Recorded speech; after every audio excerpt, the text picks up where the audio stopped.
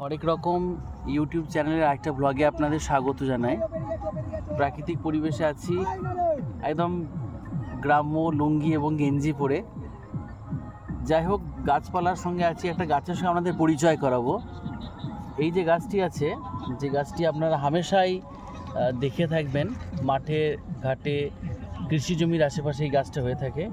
বন তুলসী বা বন মরিচ বলা হয় এই গাছটিকে।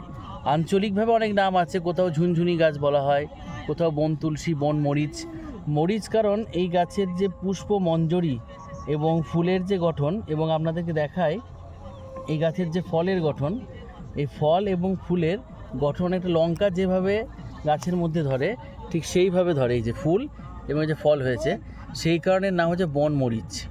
এবার আপনাদের যেটা বলবো, যে এই গাছে যদি একটা ডাল ভেঙে দেওয়া হয়, ডাল ভেঙে দেওয়ার পর যদি ধরে থাকেন, তাহলে এই দেখুন একটা বুদবুদের সৃষ্টি হচ্ছে। এটা হচ্ছে ল্যাটেক্স বা তরুক্ষীর। গাছটাকে ভাঙলে যেটা বেরোয়, দিস ইজ ল্যাটেক্স বা তরুক্ষীর।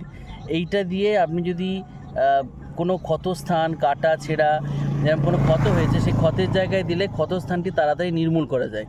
আর একটা বড় এই বন তুলসী বা বনমরিচের বড় একটা গুণাগুণ হচ্ছে যে বন তুলসী যদি মাটির তলা থেকে আপনি কেঁচো বের করতে চান, তাহলে বন তুলসীর পাতাগুলোকে ভালো করে কচলে দিয়ে একটা জলের মধ্যে একটা মিশ্রণ তৈরি করে ওই মাটির মধ্যে সেই মিশ্রণটাকে দিয়ে দিলে, সেই মাটির তলায় যত কেঁচো থাকবে তারা সব বেরিয়ে চলে আসবে।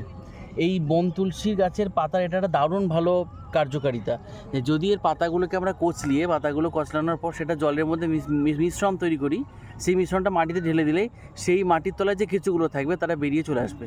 আমাদের দেখালাম বন তুলসী বা বন মরিচ গাছ। ধন্যবাদ।